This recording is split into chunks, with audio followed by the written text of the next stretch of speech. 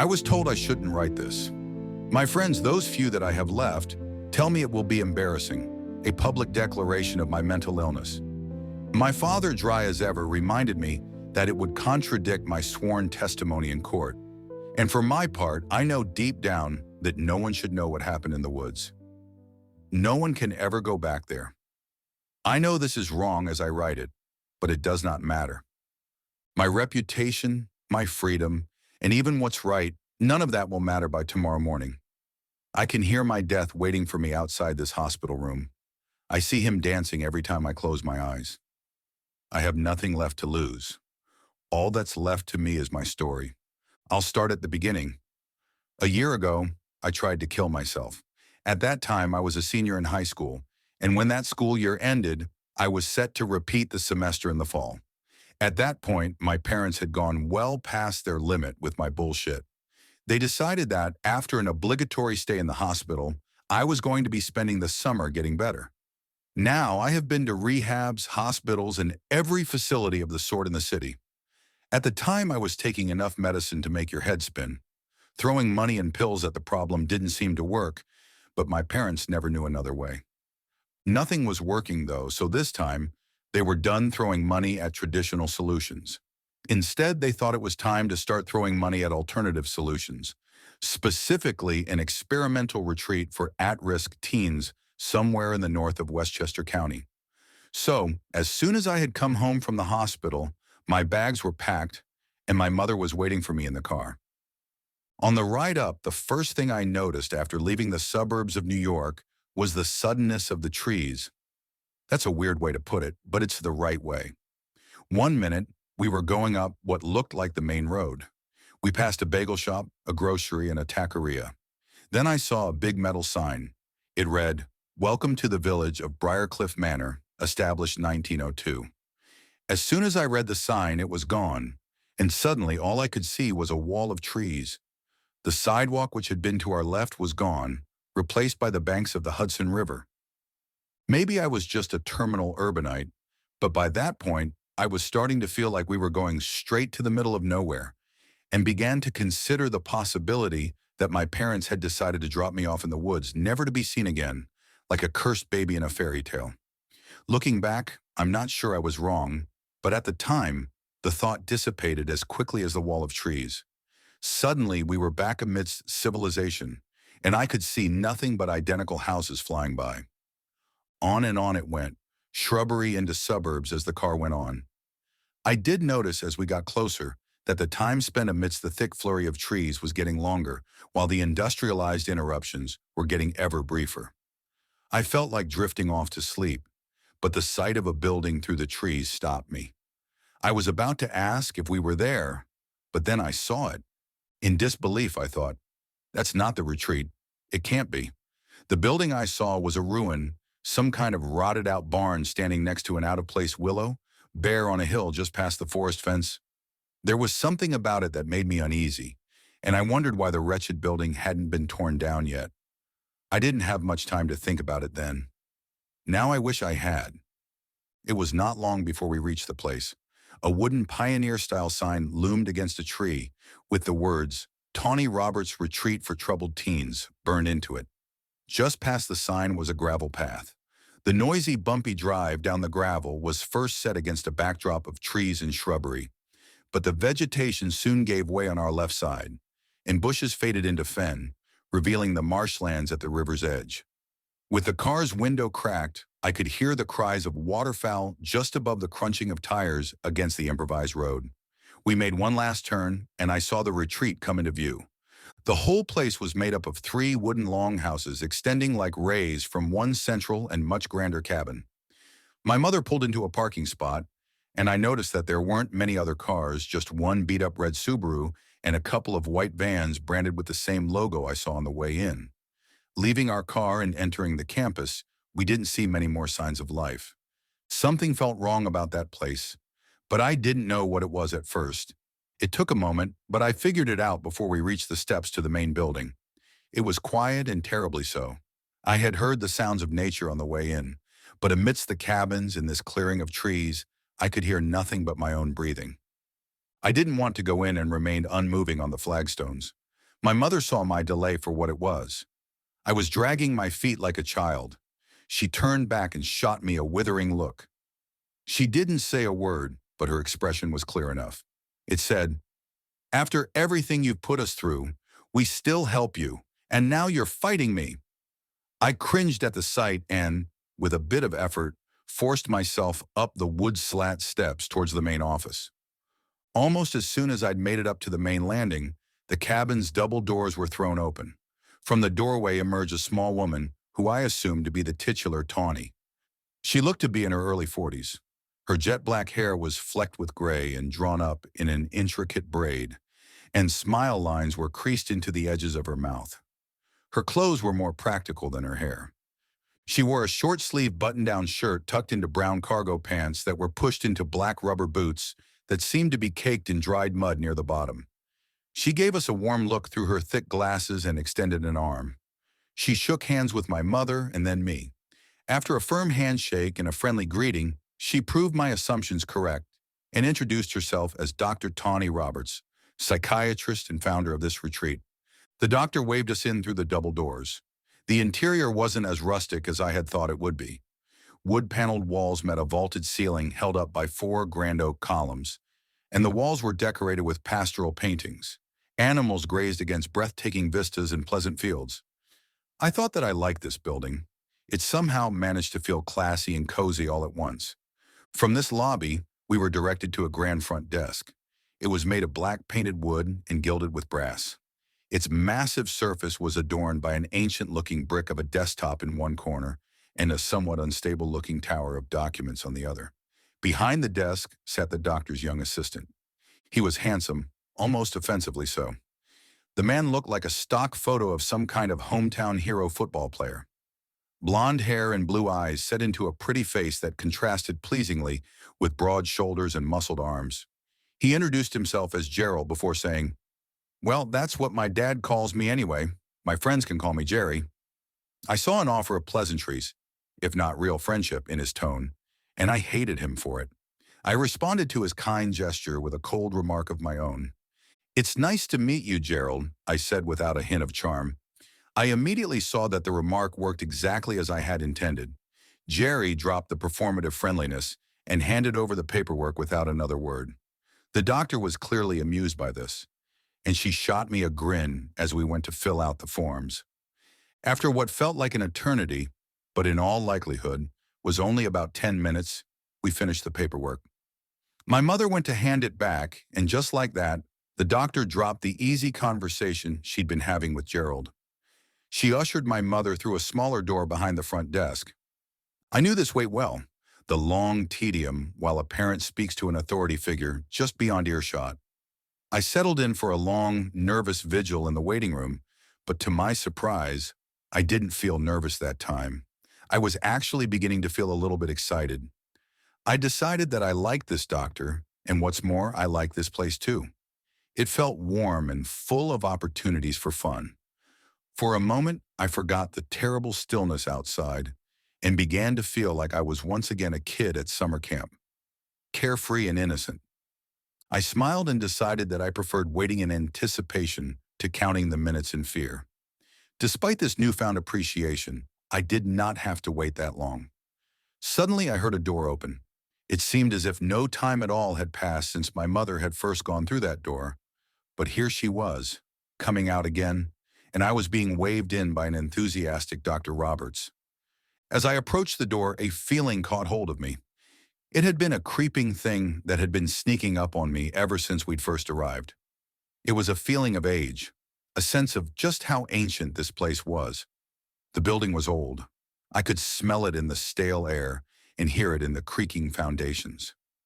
This ancient feeling came at me in full force when I saw the little door. I heard its wailing plea as it bent back on black iron hinges, and before the door could close, though, I noticed 2 more things that cemented the feeling. The first was the polished brass doorknob, which was engraved with the image of a dancer. The figure on the doorknob was enticing, terribly realistic, and entrancingly beautiful.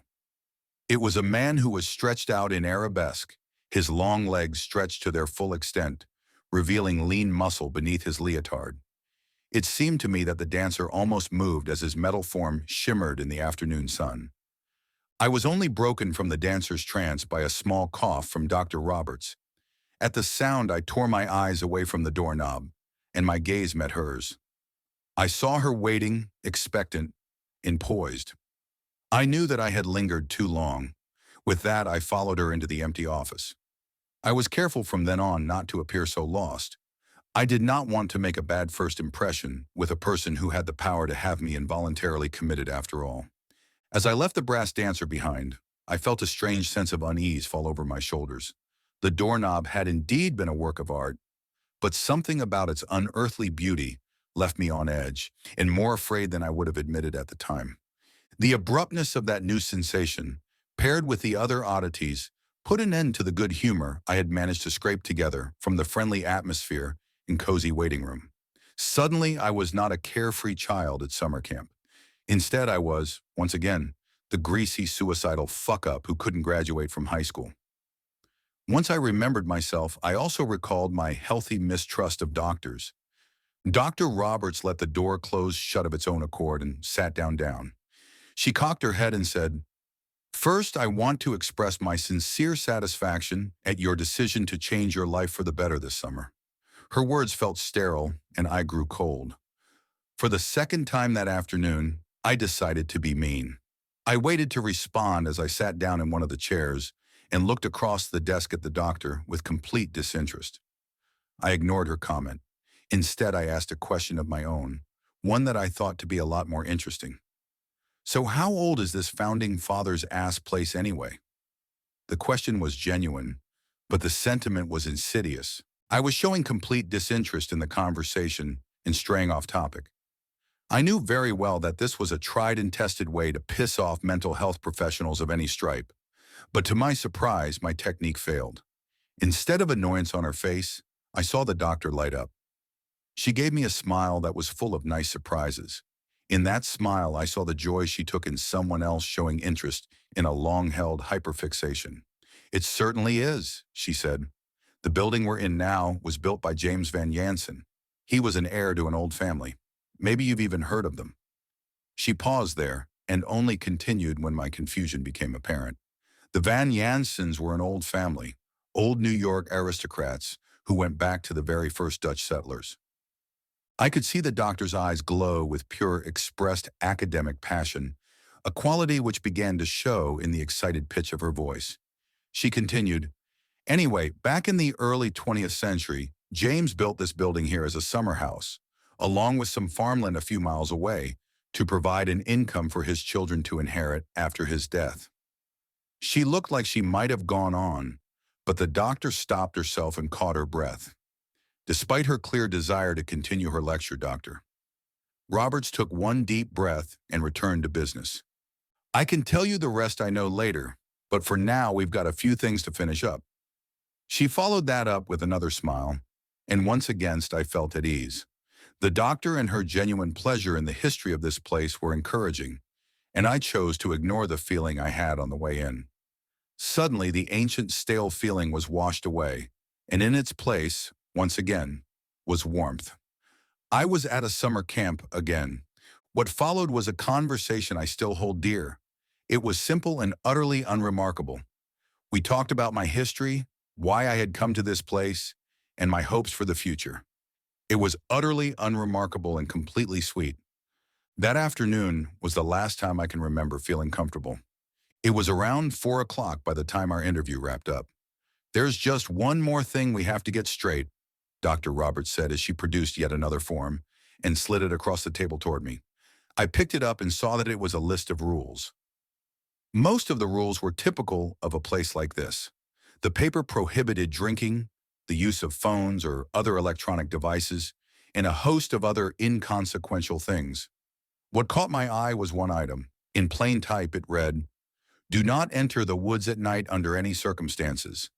Something was immediately ominous about this, but it was just normal enough that I didn't feel the need to spoil the good rapport I had built with Dr. Roberts by asking what I felt were likely to be nonsense questions about a perfectly innocuous rule. So I said nothing, but something didn't sit right. The odd feeling was back. But Doctor, Roberts continued as if nothing was wrong. She read the rules aloud and, when finished, said, "That's all, though. I don't want to waste my time micromanaging you any more than you do. So if we can agree to all that, then we're done here, and we can go on with orientation." I nodded in agreement with the rules but stayed silent. The doctor smiled at me again and said, "All right then, let's say goodbye to your mom. Then we can meet the others." My goodbye to my mother was rehearsed. It was something we'd done 1,000 times and something we both suspected we'd end up having to do again. There was a stiff hug and a vacant, "I love you." And then, without emotion, I found myself waving goodbye as she drove off in her car. As I watched my family car around the last bend in the gravel path ahead and disappeared, I felt for a moment like I might cry. Not because I'd miss her, but out of a strange despair. It was like I'd been abandoned to something awful I could not see or understand. It didn't make logical sense at the time, so I chalked it up to a passing feeling, something I was an expert at ignoring. I pushed down my misgivings as the car was swallowed by the trees. Despite the fact that it was the middle of a summer day, I could barely see through the tree line. It was dark in the woods, and the more I looked into it, the stronger that feeling of despair grew. I turned away and discovered that I did not just feel like crying. My cheeks were wet with warm tears. I turned away to try and compose myself without the doctor noticing my distress. With my mother gone and the papers signed, it was time to join the others, and I did not want to do so in tears. After another moment, I was led away from the parking lot and towards one of the 3 external cabins. The building that I was taken to was much less elaborate than the main structure. It was constructed of plain brown wood slats, and the door had a simple handle. There was no dancing brass ornament in sight. Inside the building, 3 teenagers sat on benches around a long work table. Beads and string were strung all around the place. At the head of the table was an old man in a polo shirt who introduced himself as M.R. Acker. The old man was quick to inform me that the others, a boy and 2 girls, were called Nick, Cassandra, and Shirley. I noticed Cassandra first. She was pretty in a simple way, with brushed, strawberry blonde hair and an easy smile. Looking at the girl, I couldn't imagine how someone like her could end up in a place like this. Shirley was the opposite of her companion in every respect. Unkempt dark brown curls burst from her head and covered most of her face. From what I could see, she wore a sour expression and was exactly the kind of person I had expected to encounter here. I moved to sit next to Cassandra, but Shirley shot me a withering look, so I settled down next to Nick. The boy was very tall and lanky. He was bone-thin and towered well over 6 feet tall at only 16 years old. There was an intensity in his penetrating dark eyes that seemed to cut to the heart of whoever he directed his gaze at. His thick, curly black hair was cropped short, contrasting with strikingly pale skin, and Acker told me that we were going to be bunking together. But that would come later. For the moment, he told me very sternly that we would be making dream catchers. It turned out to be another hour of very dull arts and crafts, punctuated often by hacky life lessons and dull nuggets of wisdom from our pink polo-clad taskmaster. Nick was silent, and the girls were wrapped up in a whispered conversation that they made clear was not for my ears. Both of them seemed totally uninterested in me, beyond the occasional sidelong glance. Eventually, we ran out of supplies. M.R. Acker sent Nick and me to the back of the cabin for some more beads and string. On our way to the supply closet, Nick finally spoke. "Do you think I'm crazy?" The question took me aback, but when I looked back at him, I saw something new in his intense gaze. It was playfulness, genuine, and bright. This was almost more shocking than the question, but not wanting to disappoint the best shot I had at a friend here, I responded, "I mean, given where we are, probably." Nick was quiet for a moment, and I felt the silence reflect every fault in my attempt at humor. I was beginning to become afraid as the ever-present question of, "Why is he here?" arose in my mind, raced through my head. I had begun to imagine some particularly graphic scenes when the boy surprised me again. A grin spread across his pale face. "That's fair," he chuckled. I laughed nervously, and he smiled back. After that, the ice was broken, and we became fast friends. The day went on, and Nick and I spent it immersed in pleasant conversation. The chores and forced excursions flew by, Group therapy, lunch, and supervised leisure time all passed in the warm glow of good company. Finally, after what felt like no time at all, we found ourselves in our bunks, well after lights out, still talking incessantly. We were arguing about who would win a cage match between a gorilla and a grizzly bear, a conversation that I found no red-blooded man or boy could resist. Nick pointed out the merits of the bear's teeth and claws, but there was a lull in the conversation. I was starting to feel how tired I had become. Heavy eyelids began to droop and close, and Nick goes from quiet to silent. Finally, he said it. Quietly, he asked me, "You can hear it too, right?" "Hear what?" I muttered back. "The barking," he responded. "Sure," I said as I continued to drift off. "That's my dog," Nick said, as much to himself as to me. He was murmuring now. I didn't do what they said I did. I was tired and only half paying attention, but I responded, "That's right, man," to placate him. My reassurance had not worked, and Nick continued his muttering. "He's still out there in the woods." I didn't know what he was talking about, but I felt like I had to keep agreeing so he'd let me sleep. "You can hear the barking too, right?" he asked again. "You know I'm not crazy, right?" "That's right, man," I said again and drifted off to sleep. That night, I dreamt of the brass dancer. I remember it vividly. I was sitting high up in one of those gilded boxes you might find at an opera house, meant to keep distinguished gentlemen away from the hoi polloi. The uncountable rows of seats were empty, and the other boxes were dark. As far as I could see, there was no audience at all except for myself. The dancer was on the stage, performing an inhuman ballet. His arms bent back against his joints, and his legs lifted him in great leaps and bounds that no human should have been able to accomplish. I could feel myself drawn towards the dancer, at first leaning forward in my seat, then practically hanging off the guardrails, ready to plummet toward the stage. It was then that the dancer finished his performance and bowed low. But as he rose up again, something changed. Suddenly, I was no longer in a theater. I was standing on a hill at night, a rotted barn behind me and a willow tree in front of me. The dancer was there too, but he was different. He was thin, almost skeletal. Where once his olive skin had stretched taut over flowing muscles, it now clung to his ruined limbs like a loose garment. This desiccated husk of a man looked at me through sunken pale eyes. He gave another bow and began his encore. This new dance was a grim mirror of his first performance. In this ruined state, I could see his grace laid bare. What had once been elegance incarnate was now a macabre spectacle of bones snapping and joints unlocking. He seemed to lurch and surge across the landscape and began to dance a circle around the hill. When he had returned to the willow tree, the dancer gave one final bow before swaying on his heels and falling into an open grave. I awoke in a puddle of sweat, tangled in my sheets and clutching at the bed frame. I was panting, and it took me a long time to stop my racing heart. When I had at last returned to my senses, I sat up in bed, only to find Nick staring up at me from the floor. I jumped when I saw him, but he only laughed and said, "Sleep well?" he asked. And when I had recovered enough from his surprise to respond, the only answer I could come up with was an honest one. "No," I said flatly. Nick smiled at that and said, "No one here does." His response relaxed me, and I began to laugh. "This is my friend," I reminded myself. I slid back down into my tangled sheets and grunted. "You scared the shit out of me," I said after a moment. Nick laughed again before responding. That was the point. Then we were both laughing, and the more we laughed, the more distant the hill from my dream seemed to be. It was not long until a knock sounded at our cabin door. It was Gerald arriving with our medication. We took our pills and dressed quickly before following the man to breakfast. I remember how fast the walk to the mess hall seemed with Nick by my side. The rest of the day seemed to go by quickly and breezy in such good company. Our morning walk blurred into group therapy and then lunch. The day sped quickly along without a care.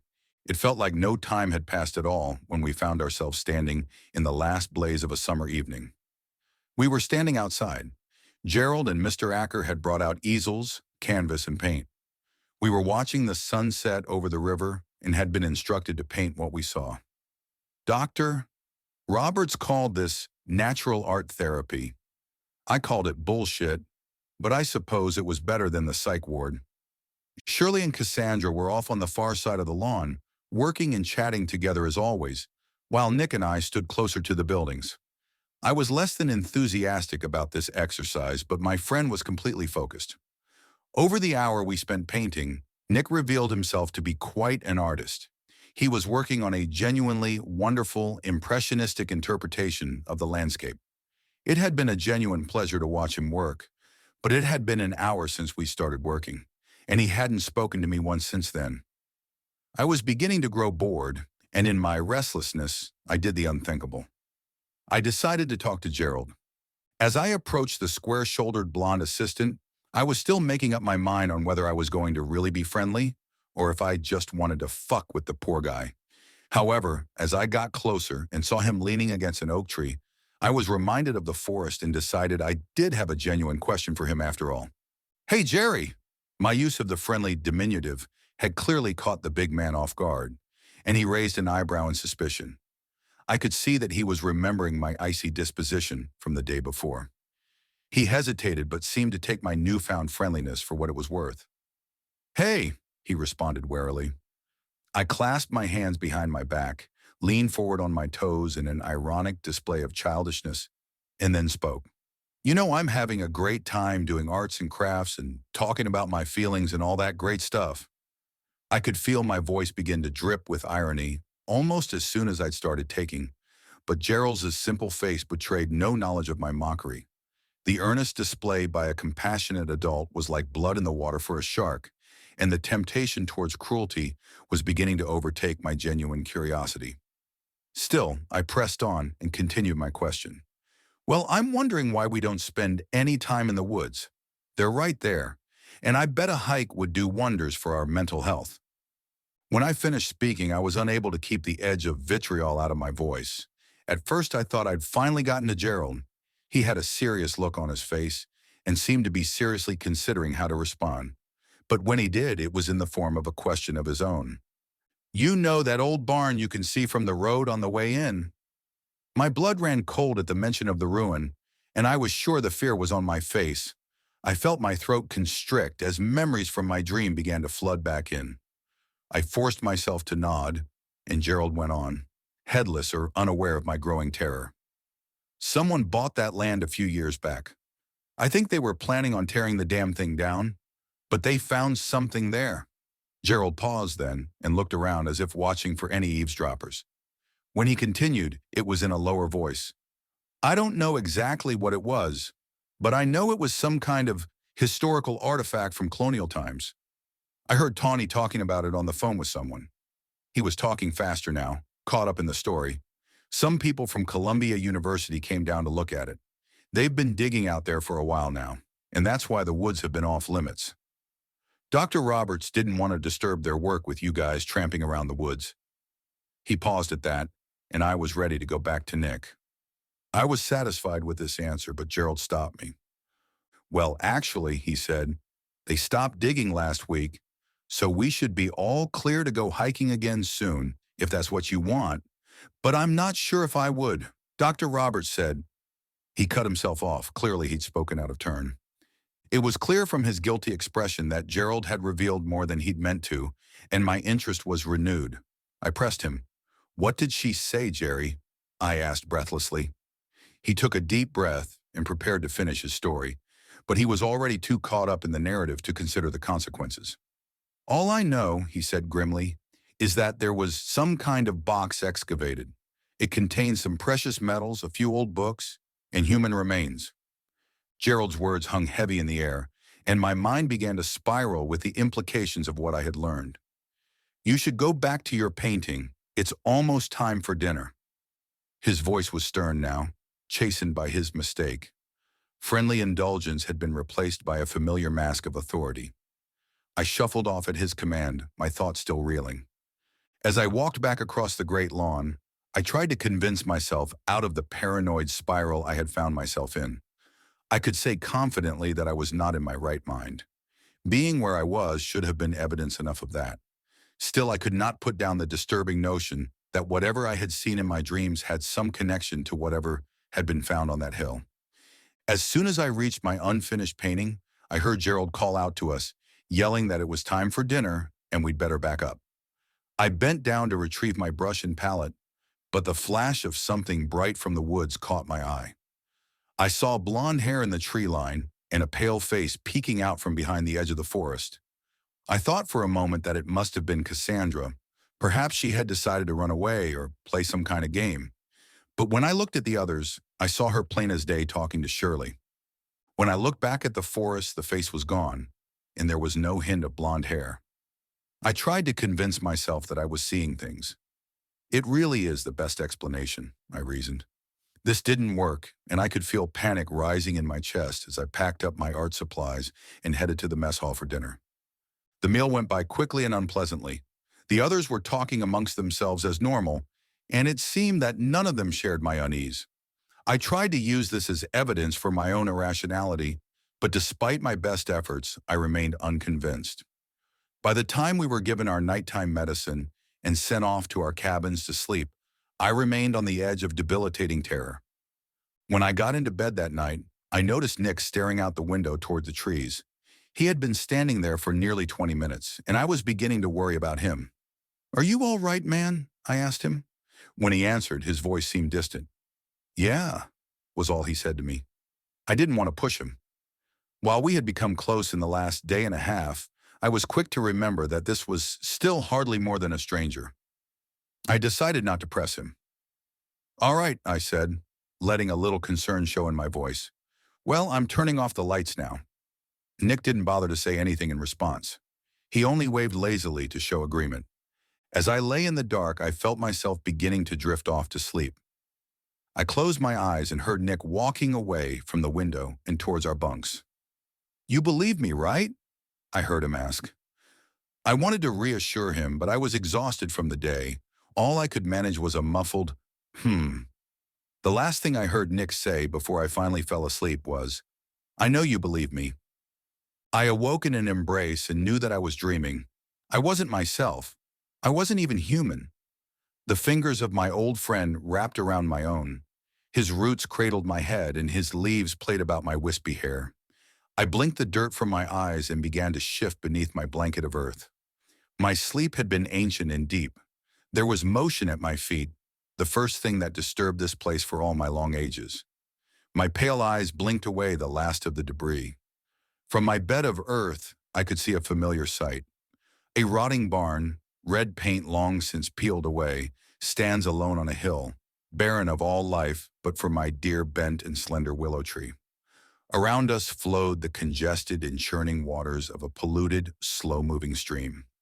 The tree was my friend, and the river spoke to me in the language of gurgling moans that I knew well, but the creature at my feet was new.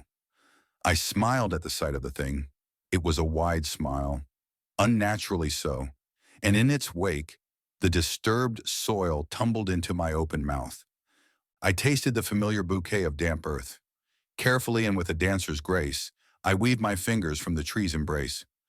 My friend responded to me, and his grasping roots slowly let go of my hands. But I was quicker than the old tree, much quicker.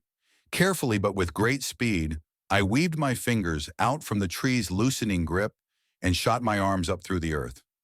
I broke free and felt the cool air on my long arms before pushing down against the soft ground and pulling myself from my grave. As I rose, more dirt rushed down around my sides and through the abscess in my desiccated chest to fill the shallow hole I had been sleeping in. With a sudden extension of powerful legs, I was standing again. Free upon the earth, at last I hopped from foot to foot. It is a dance I know well. A dance for waking and a dance for the night. It is a dance for hunting, the dance of something no longer human. 3 times I circled the old barn in a leaping, jerking stride. My legs moved with grace and harshness at once. Half-remembered pirouettes end, then snapping backward, and then a rigid, powerful jerk forwards. It is the half-remembered dream of nights long ago spent in song and dance by the light of a fire. Now there was no fire and no singing, only cold, unfeeling movement. On my 3rd cycle around the hill, I heard the noise again. My head swiveled in place to look at its source. There, at the foot of my hill, was a small yellow creature. I saw drooping ears matted dark with blood, and black eyes stared back at me. The thing was silent. Unnaturally quiet for a dog. I bent down slowly, extending one spidery hand to touch its soft coat. When the first blackened, dirt-caked fingernail brushed the animal's glossy coat, it let out a whimper. I felt the last vestiges of primal will strain against my hand as I wrapped it around the dog's midsection. For the first time since I'd laid down to rest here, I breathed air. It rattled on intake, and the dirt in my lungs made a gravelly sound when disturbed. I responded in cruel mimicry of the dog's whimper, a high-pitched gibbering sound, only occasionally stopped by earthy congestion, rattled out from parched lips. The dog flinched in my grasp, the first stirrings of a repressed panic response. I didn't like this, so I began to squeeze, and as I squeezed, I continued the imitation. The gibbering continued growing first higher then lower until it was almost a whimper, and the dog was dead. I woke up screaming and gulping for air. When I knew that it was air and not dirt that rushed into my lungs, I was able to stop, and the screaming turned to crying as I remembered the dog. I had felt such malice and known such joy at the suffering I saw. That was all gone now, though, and in its place are only hot tears and racking sobs as I thought of the look in the little creature's eyes as it died scared and far away from home. I could not stop crying until Nick woke up and leapt from the top bunk to my side. He landed with a thud, and in his wide eyes I saw the concern in place of the usual burning intensity. He looked worried, but I could tell from his response it was nothing he hadn't seen before. "You good, man?" he said in a disciplined, calm tone. It was less of a question and more of a recommendation. We both knew I'd better be good, or I could end up locked up somewhere a lot worse than this retreat. Finally, I managed to speak. "Just a nightmare, dude. I'm okay." The words came out quickly, and I panicked, but I began to breathe slowly. Then I repeated this phrase again, and I did the words felt less like lies. That awful hill felt farther away, and the sunlight pouring through the windows washed away the fear. I looked up at my friend, and my sobs faded. I managed to breathe a few more words. "Don't tell Tawny." At this, Nick seemed a little more at ease. With this suggestion of deception, he was back in familiar territory. "I gotcha, bro." I smiled weakly and thought to myself, I knew you would. Neither of us wanted the questions this incident could provoke. It's a lesson learned from experience that there was nothing to be gained from trusting a therapist. Still, as I caught my breath, something inside of me knew that I should tell Dr. Roberts that there was something really wrong in her retreat. I knew she needed to know about this soon, but I said nothing. I didn't tell her anything, not until it was much too late. We dressed in silence and left the cabin in a hurry. The morning was beautiful. The morning sun sparkled off the river, and a breeze was in the air. But it didn't matter. It was still night to me. All I could think of was the forest. There were still eyes on me. Nick was still staring at me, clearly still worried. I turned to look back at him, and what I saw stopped me cold. In his eyes, by now almost familiar, I could see a flash of the malice from my dream. I was afraid, but I could not show it. Just then, I saw my friend's brow furrowed with concern, and with that, it was gone. There was nothing but Nick in those eyes again. But I was left with the memories. He opened his mouth to speak, but I turned around sharply and ignored him. I wondered if I was going crazy. It wasn't impossible. I thought to myself, it might be better if I'm crazy than for any of this to be real. I felt like panicking again. I wanted to scream and run for cover, but I settled for hurrying up the path to the mess hall. I pulled open the door to breakfast and held it open for Nick, not out of politeness, but just to see those eyes again and make sure they were his. When I looked at him, I saw amusement. He laughed. "Such a gentleman," he said in mock appreciation before walking past me. I stopped to collect myself. "I'm fine," I told myself. It was just a nightmare, and I was probably imagining things. But I knew that wasn't true, and I let the doors slam shut behind me and turned around to face the others. The doctor sat at the head of the table, Gerald and the girls to her left and Nick to her right. "Looks like we're all here," she said while picking up a fork. She pointed to me and said, "You'd better eat quickly. We've got a full day ahead of us." It didn't matter to me. We could have started the day right then, as far as I cared. I wasn't hungry, but I made an effort to seem normal. The conversation carried on around me as I half-heartedly picked at the by-now cold eggs. The doctor jumped back into whatever conversation she'd been having with Gerald, and Nick happily joined in. I stayed quiet, but as I looked around the table, I noticed I was not the only one who was looking worse for wear. Cassandra was completely different from the day before. Gone was her sunny disposition and easy smile. In its place were dark circles beneath her eyes and a panicked expression on her oval face. Even Shirley looked rattled, less so than her friend, but her usual grimace seemed a little more genuine that morning. After a while, Doctor Roberts rose from her seat and told us that it was about time we started the day. She went on to say that we were starting with more arts and crafts, going into group therapy, and finishing the day with a late afternoon walk in the woods. At that, I went cold. I wanted to scream and tell her just how bad of an idea it was, but I didn't. I simply stayed silent and tried to accept this. By the time we reached the trailhead, the sunny morning had turned into an uncharacteristically misty afternoon. The already impenetrably forest was all the more obscured. Doctor Roberts led the way into the woods. She looks prepared from head to toe. Her dark hair was tied up in a bun beneath a sun hat, and she had come equipped with trail running shoes. Nick followed closely behind her. I didn't want to do this. None of them knew where they were really going, and if they did, I should have run away right then. My brain was screaming at me to turn around, walk away, and not stop until I was back in the city, but I followed along all the same. I knew the consequences of telling the truth.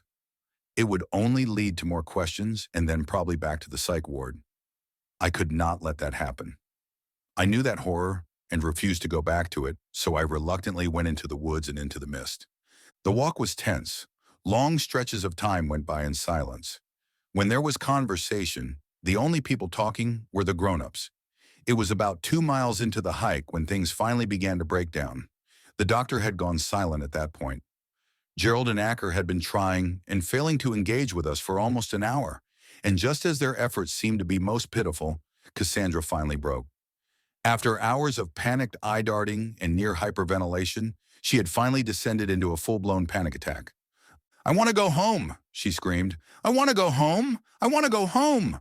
She would not stop screaming. She started stamping her foot and looked every bit like a petulant child. It would have been pathetic if the fear in her eyes wasn't so real. The doctor turned and signaled Gerald with a sharp glance. He stepped forward, but as he did, Cassandra whirled to face him. "You stay away from me," she screamed. He tries to reassure her, to tell her that he was there to help and that everything was going to be all right. Gerald went on, and miraculously, Cassandra looked like she might actually be calming down, calm enough to get out of the woods at least. At that moment, he was interrupted. Shirley crashed into him, her facade of grim stoicism completely shattered. "Don't touch her," she screamed. Her eyes were wild, and it looked like she was ready to do a whole lot more than scream. However, at that moment, Mr. Acker intervened. The old man pulled Shirley off his younger colleague. Suddenly, Gerald was on the ground, and Shirley was in the air kicking and screaming, held aloft by a red-faced Acker. Cassandra was gone, running off down the path. It seemed to be total pandemonium, and in a last-ditch effort to salvage the situation, Dr. Roberts sprang into action. She turned to Acker, who was by now a little less red in the face. Shirley had stopped kicking and gone limp, totally unresponsive in his arms. "I need to go after her. You stay with them until I can get help back up here," the doctor ordered, and the old man nodded. Then Doctor Sprinted was gone, sprinting away in the confident strides of a practiced runner. As soon as she left, Acker began barking orders, but I wasn't listening. I saw something through the branches, blonde hair and a flash of blue cloth. Something inside me told me it was Cassandra, and despite my fear, I moved toward her. I knew that I shouldn't go off the path, but my feet were moving forward. In spite of all reason, I found myself walking into the woods and towards the dancing flashes of blue and yellow in the distance. Mr. Acker yelled something, but I couldn't make it out. There was a buzzing in my head and it drowned out the screaming. I was vaguely aware of a noise behind me, but I paid no mind to it. All I could think of was Cassandra. She was just ahead of me, always ahead of me, but I could not seem to reach her. I was not on the trail anymore, I noticed that I was running. I saw more blonde hair disappear behind another tree, and I pursued, feeling my pace increase. I wanted to call out, but my lungs were burning, so instead I kept running. I could see her form from behind a tree, and I followed. Then I found myself at the banks of a slow-moving stream. She was on the other side. Something inside of me asked how she got there, but my feet didn't wait for an answer and moved forward of their own volition.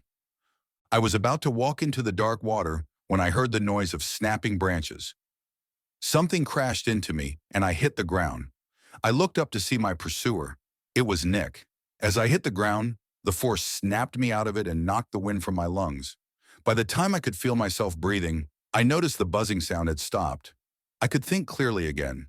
I wanted to ask him what the hell he was doing, but he stopped me and pressed his face an inch from mine. "It's a liar," he hissed. "I told you it's a liar." His voice was shaking with fear, and I began to understand. From across the stream, there was a cracking, snapping, breaking sound. I looked up and saw the girl I'd been chasing. It was not Cassandra. In fact, it was hardly a girl at all, hardly even a person. Two pale slitted eyes peeked out from a desiccated face. They stare out beneath her eye sockets as if this poor girl's skull was a mask for someone else. With each movement, her face shifted around the plaid eyes as if in orbit. The thing was that once, a girl wore a tattered blue nightgown, and her feet were bare and black with pooling blood. Then I heard it again. From her slacked jaw, that voice echoed out in imitation of a whimper. Her face began to tighten, and I heard bones snapping. It was like whatever was inside was too much for the constraints of a human body, and the shell began to stretch and break. The whimpering grew in intensity and took on a manic, warbling, hyena-like quality. This unnatural chorus broke our reverie. "We need to go now," Nick screamed, and we scrambled to our feet and turned to run. We were off in an instant, running faster than I'd ever run before. All the while, the sounds of snapping, tearing, and gibbering filled the darkening forest behind us. We ran in no particular direction, just away from the creature by the steam. Eventually, I realized that I couldn't hear the noises anymore. But even so, we kept running. The evening turned into the night, but we didn't stop running. In the darkness, stray branches tore at our clothes and faces. I would have run all the way back to Brooklyn, but eventually we did get out of the forest. I saw the light, and a moment later we were crashing through the brush and into the familiar lawn of the retreat. The sun had fully set, but I could still make out the source of the light. Flashing red and blue lit up the parking lot, and I saw two police cruisers parked on the gravel path. I looked at Nick, and he looked at me. It was time to come clean, but we didn't have to wait long for that. I saw M.R. Acker emerge from the main office accompanied by two cops. When he saw us, he said something I could not hear to the officer and pointed frantically. The uniformed men began waving towards us and advancing. I wanted to keep running, but Nick put a hand on my shoulder as if he could hear my thoughts. "There's no point," he said, defeated. "It's over." Soon enough, we were being questioned, first by the police and then by Acker. I was too worked up to say anything coherent. I judged by the looks on the cop's face, but he didn't think any of it would be of any use. He fed me a line of bullshit. Apparently, Gerald was okay, not even concussed. They were still looking for Cassandra, but he said they had a good start and were optimistic. I knew it all to be half-truths and lies meant to calm me down, but there was one real bit of good news revealed right at the end. Shirley was okay, and she, along with a hot meal, was waiting for us in the mess hall. The doors slammed shut behind me. Shirley and Nick were sitting on one of the benches, close together for the first time since I'd met them. Besides these two, the room was empty. Shirley looked up from her uneaten bowl of cold instant oatmeal. "What the fuck is going on?" she demanded of us. "I told you there's something in the woods," Nick responded coldly, for once in dead sincerity. Shirley opened her mouth, ready with a retort by instinct, but the words died in her throat before she could speak them. She knew he was serious now, that he'd always been serious in his way. Shirley said nothing for a minute until, finally resigned, she asked simply, "What do we do?" Now it was Nick's turn to be at a loss. After spending so long trying to get someone to believe him, he didn't seem to have the slightest idea about what came next. I interrupted the silence. We do nothing. Those people out there aren't going to save her, and they're trained professionals. Shirley looked immediately offended at my despair, but I continued. Best case scenario for us, this place gets shut down, and we're out of here tomorrow morning. I didn't say anything about what would happen if Cassandra found us. Things were grim enough without speculating on the worst case scenario. Shirley began to object. You just leave her out there. You saw that shit too, right? You leave her alone with that? Her voice rose in intensity as she dressed me down, almost yelling. She added, You piece of shit! She was right, and it hurt to hear it, but it didn't matter. I knew if we went back out there, we'd never come back, at least not as ourselves. I looked at Nick for support. I thought that he would understand, and I needed him to back me up. But his wide eyes stared past me, their intensity focused on something far beyond. Something about that look disturbed me. So ignoring Shirley's continued berating, I followed them and turned to look at what had captured his attention. Nick was looking out the windows towards the forest. They're illuminated in the last dying rays of the summer sun. Something small and yellow moved against the black and green of the forest fence. I knew what it was, and my blood went cold. Shirley was still yelling at me, but all I could hear was what Nick was now saying. Somehow, against the din at barely a whisper, I could hear him mutter, I knew you were alive. I knew he was lying. I knew you were still out there. And then he began to move towards the door. This stopped me cold, and it gave Shirley pause as well, but she recovered herself quickly. All right, she said, clearly pleased. Someone knows the right thing to do here. With that, she had thought to win the argument, assuming Nick was going out to help her search. I could hear in her voice that she didn't really know what was going on there. Nick got to the door, and as he opened it, the panic went from paralyzing to blood pounding, and I rushed to intercept my friend. Stop, man, you've got to... But before I could say stop again, Nick shoved past me with what felt like no effort at all. I almost lost my balance and toppled to the cabin floor, but I righted myself just in time and saw that he had gone through the doorway and was now walking across the great lawn.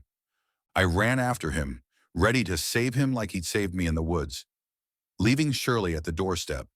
But as I got closer to the forest, the moving shape got clearer and clearer, and then I saw what I'd been dreading. It was the dog from my dream, or at least what was left of it. As it pranced from side to side, I saw its loose skin sway against the thing inside that moved so gracefully and yet so unnaturally. I remembered how the girl's dead eyes had stared out at me from what should have been empty sockets. I froze again at the sight of pale eyes, and I knew whatever it was that killed that dog was now wearing its skin and moving in a grotesque mockery of what the creature had been in life. My friend, however, continued to close the distance, and seeing this, I knew I had to move. I ran, and instead of begging him to stop, I leapt to tackle him to the ground, hoping against hope to repay him for my life. But he was too fast. I couldn't reach him in time. Instead, I hit the ground rough, getting a face full of dirt. It was too late. The sun had long past set, and there were no stars. The forest was bathed in thick darkness, and staring up from the ground, I saw my friend staring into the hungry eyes of his own death. The thing let out another distorted whimper and leaped over both of us in one sickening bond. The creature landed behind us and rose up on its hind legs. Now the thing in the dog's skin began its dance again. Moving in the same elegant and twitching dance it had done for us earlier. It circled 3 times and 3 again. Nick showed no sign of realizing what was happening and inched ever closer to the beast. On its 3rd turn, the thing stopped its dance and spread its front legs out before it, mimicking an opening to embrace. The dog's hind legs snapped out of place to accommodate a gesture that should not have been possible for it, and Nick did the same. For a second, it looked like he was going to hug the thing, but then I heard the sound of cold reality. Nick stopped and began to scream, finally aware of what was happening, but it was too late. I couldn't do anything else to help him, so I turned to run as fast as I could in the only direction that was open to me, straight into the woods. For the 2nd time that day, I was running for my life, now desperately alone. I was going faster than I thought possible for my frail frame and cigarette-scarred lungs. Physical obstacles were nothing in the face of certain death. As I ran, I heard the screaming of my friend turn to muffled sobs, and finally all I could hear over my labored breathing and thudding heart was a fading gurgling sound and the creaking of trees. Soon enough, I heard something else. Something was running through the trees behind me. The wind in the branches tore at my face, and I could feel that I was bleeding. The thud of heavy footfalls was getting closer, but just as I felt its long arm reaching out for me, I somehow put more distance between us. It was playing with me, I realized as I reached a turn in the path. I felt the rush of air behind me, and then something landed with a crash in the bend of the path. I had a split second to react before I ran into my pursuer, but I acted and I swerved, tearing off the path into the brush. I was running through the brush now, hedges rising to my chest, and I could barely see anything in front of me. The creature has forced me off the road into the woods and into its country. I crashed into another bush. This set me off balance, and I almost fell to the ground. Barely staying up, I pushed on, still hearing something moving behind me in the undergrowth. I didn't realize what I'd done until I was already running uphill. I had run through water, through the very same slow-moving stream I'd been at before. The current was inaudible above the noise I was making, so I only noticed when the warm water soaked through my sneakers. As the chill water froze my feet, I knew things had gotten so much worse for me. Somehow I managed to make it back out of the stream and onto the land. And as I crested the hill, I saw a familiar sight come into view. Atop the hill, I could see a leaning willow dipped low into the black waters of the stream and a rotted-out barn standing stark in the now visible moonlight. I skidded to a halt in front of the ruin. I'm in its home, I thought, and felt myself go numb. I realized it wanted me to know. It had seen through my eyes as I had seen through its. I heard it circling the woods beyond the little hill. My eyes were flitting back and forth like a desperate rabbit pursued by a predator. I was hoping for a deliverance that would not come. I would have to settle for the next best thing. I saw light through the trees to my right, and for a fleeting second, I thought of my mother, the drive up here, the sun on her face, and the winding road. At this point, I knew what to do, even though I felt it came up behind me. The thing put its hand, its real hand, on my back. I saw its long, pale fingers on my shoulders, and its blackened fingernails pressed into my skin. With all the strength I had left, I shoved the creature. I don't know if I actually broke free, or if the thing was just stunned that I was still fighting, but somehow I got free of its grasp. I ran again, now faster, down the other side of the hill. I heard a shriek echo in the hills behind me, and then I heard dirt tear from the earth, and the creature gave chase. If it had been playing with me before, it would not have been anymore. I could hear it running, and it was gaining on me. I pushed through the forest, but I could still feel it at my heels. Then I heard the sound of screeching tires. There was rushing air and light in the dark. I felt its fingers on my back as I jumped. I leapt the forest fence, and then I fell. It was a short distance, but I landed hard on concrete and felt my arm shatter. The thing followed me, and I heard it land next to me, but it didn't matter. I looked up and saw headlights, and in the sound of a car horn, I smiled as lost myself to the dark and the pain. I won, was the last thought that echoed in my empty head before I was lost to the oncoming metal. I woke up in a hospital room. It was dark, and I was alone. I couldn't feel anything, but I was alive. The events of the last day swirled in my mind as I tried to remember what had happened to me. I remembered the creature, the chase through the woods, and instinctually I tried to run. I couldn't run, much less even move. I panicked and looked around. I was covered in bandages, my legs in a sling, and I was hooked up to several IV drips. Then I remembered. I remembered the road in the car, and I knew that my plan worked. I escaped the hunter, and more than that, I managed to survive. I felt a rush of satisfaction. I had no thoughts other than how happy I was to be alive. The rush of joy turned to relief, and as it spread, aided by the morphine drip, I was lulled to sleep. When I woke up again, it was in the light of day. A doctor was staring into my eyes. I couldn't speak at first, but when I finally got a few words out, I could only ask for Tawny. The doctor seemed confused, and he told me my mother was in the waiting room, but that there was a policeman waiting too, and he really needed to talk to me. For a brief moment, I didn't understand. I'd been so caught up in running for my life that I'd forgotten about more mundane threats like the police. I must have looked confused too, because the doctor repeated himself. Again, words were difficult, but I managed to nod my head, and the doctor took that as the signal to leave and let the officer in. Two policemen entered and closed the door behind them.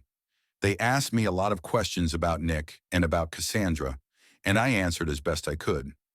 I told them everything about Nick, about the girl that wasn't Cassie, the dog, and whatever demon it is that lives on that hill. I didn't care about being locked away, not anymore. No mental hospital was worse than those woods.